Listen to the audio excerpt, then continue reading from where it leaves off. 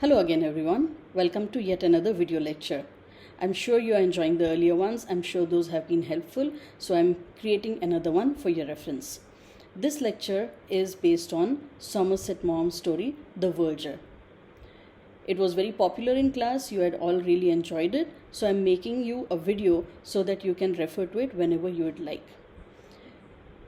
The Verger is a story by Somerset Maugham. Somerset Maugham was a prolific writer who wrote many stories, many books. Some of his books were also adapted as plays and they were hugely popular. Most of his short stories have a feel-good factor to them, similar to the one we are going to study now. He has written some really serious work also, and he was one of the most celebrated writers of his time. It is said, in fact, that he was in the 1930s, he was the highest paid writer of his times. So his work is very popular, very widely read, and here we have a story which is thoroughly enjoyable. As I said, it has a very nice feel-good factor to it, and most of you really fell in love with the story just as I did. So let's get started. This story is about a verger. So what is a verger? A verger is a person employed with the church. His duty is to act like an attendant. He he picks up things, he arranges things, he keeps the church in order, he makes sure that it is clean, it is serviceable, that kind of thing. And he works under somebody called a vicar. A vicar is like a priest. He is the one who preaches, he is the one who gives religious speeches in the church, and he is the one who people come to listen to. Now, as far as the verger is concerned, a verger does not have a very high position in the church, and it is not really required for him to be very highly literate or very highly educated. In the case of Alfred, who is the hero of this story, Alfred Edward is a vicar and he is not educated at all. He is illiterate. So when the story starts, we see that the service has ended, as in the speech has ended, and that he's just cleaning up things, and he's thinking in his head that the earlier vicar was nice. The earlier vicar had a very relaxed style of functioning. He had a very relaxed style of working. He would visit his parishioners, he would go socialize, he would have dinners with them, and he was a very friendly sort of person. Whereas this new vicar who had just come was a very strict person. He was a man of letters. That is, whatever was said in the rule book, that is what he was going to follow. He was not going to have any deviation from it. He followed the rule book to the T. Now, while Alfred is thinking these thoughts, he is told that the new vicar wants to see him. And he is thinking, what is it? What could it be?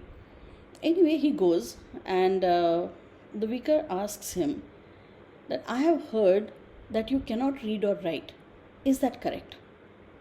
Alfred says, yes, that is correct. He says, well, I can't have that in my church. Alfred says, but I cannot read or write. I am illiterate. I have not studied. The vicar tells him that, okay, if that is the case, I'll give you 3 months. In 3 months, you learn reading and writing, and then you can keep your job.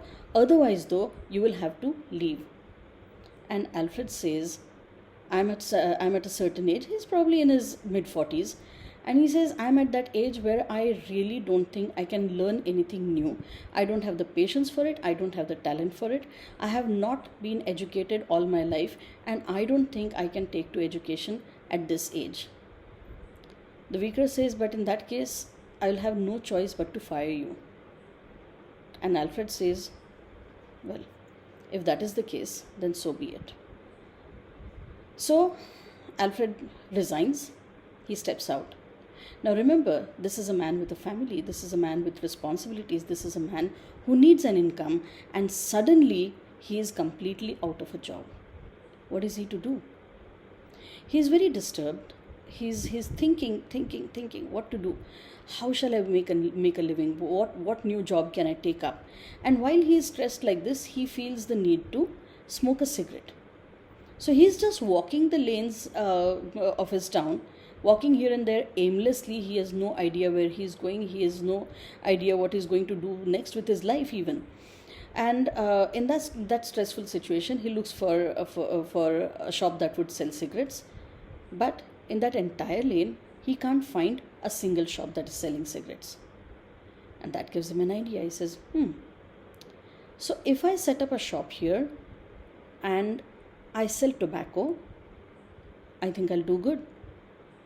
So that's what he does. The next day, he goes to this lane, finds a shop that is empty, rents it, and after his 1 month is up at the church where he's putting in the last month of his service, he goes and starts his shop.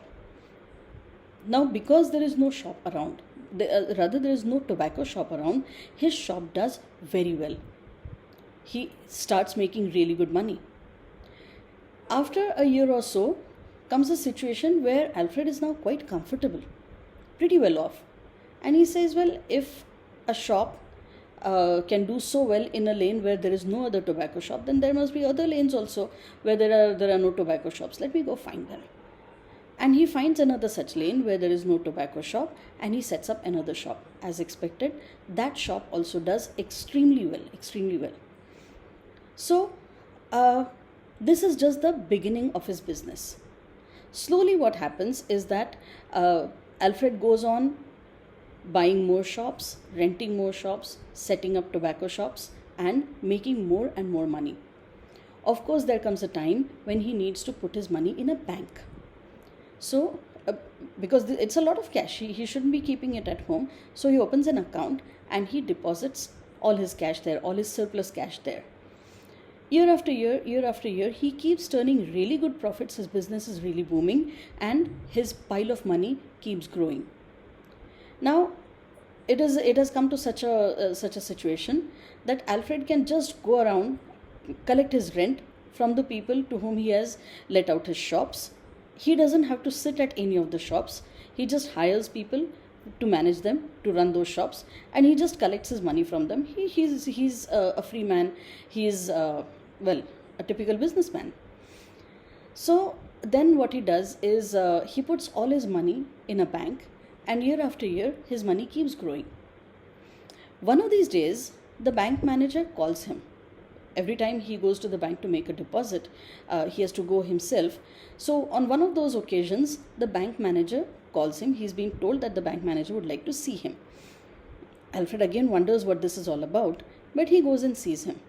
And the manager says, sir, you have a lot of cash lying in your account and it is not getting much interest. Why don't you invest this in bonds and securities? And Alfred says, no, I'm not comfortable doing that. The manager says, but it will give you a higher return. And Alfred says, no, I really don't want to, because I don't understand anything about how the market works, and I really don't want to put my money there. The bank manager is very persuasive. He says, well, don't worry about it. We'll choose securities that are really safe to invest in. We'll choose bonds that are safe to invest in. You will not lose any money. You will definitely get more money than you get from the bank. Alfred is not convinced. He says, look, I really do not understand how this works. So I'm not comfortable putting my money anywhere else apart from the bank. I'm happy to keep it in the bank. I don't care if I don't get too much money on it. The bank manager tries once again. He says, look, you really don't have to do anything. We will handle everything. We as bankers, we know how this works. So we will handle everything on your behalf. All you have to do is sign some papers. We'll give you everything in writing and you read through them, you sign it, and then that's it.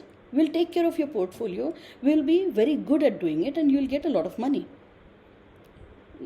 Alfred says, but how would I know what I'm signing? And by this time, the manager is frustrated with him. He says, well, you can read. We give you that piece of paper on which everything's written. Just read, right? And Alfred says, but I can't read. The manager is stunned. Alfred says, I have never been able to read or write. I'm completely illiterate. I cannot even sign my, I can't even sign my own name. I don't know what I'm writing. How would I read the papers and how would I know what you have given me to read? The manager cannot make any sense of this. He is thinking now that this man who is completely illiterate, he is running such a huge business. How? So then he says, sir, no offense, but I'm wondering, if even, despite being illiterate, if you can still make such a huge successful business out of it, what would you have been? Where would you have been if you had been literate? The manager is thinking, that without an education, this man has come so far.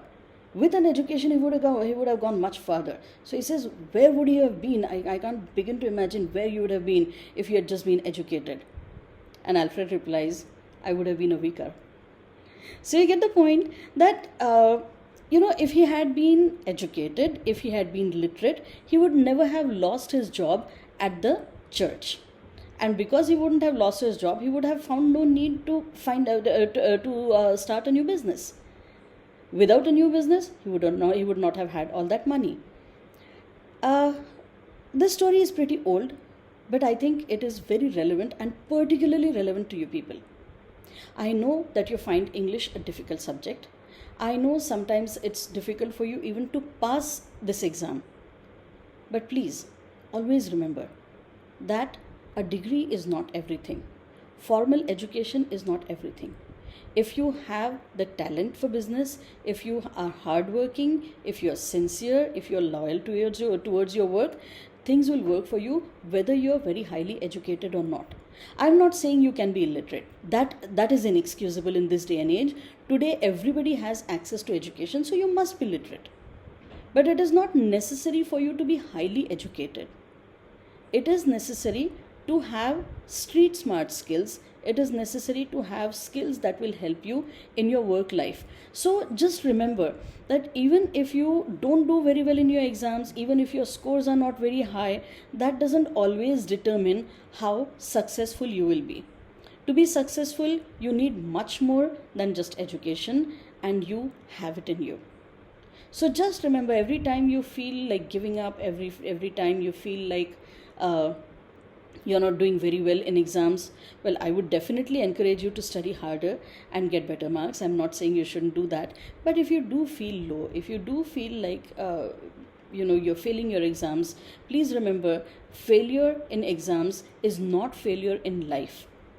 There are so many people that we know that have turned into millionaires even without a formal education. We have many such examples before us. We have many such inspirations before us. Please follow them and please believe in yourself. Thank you.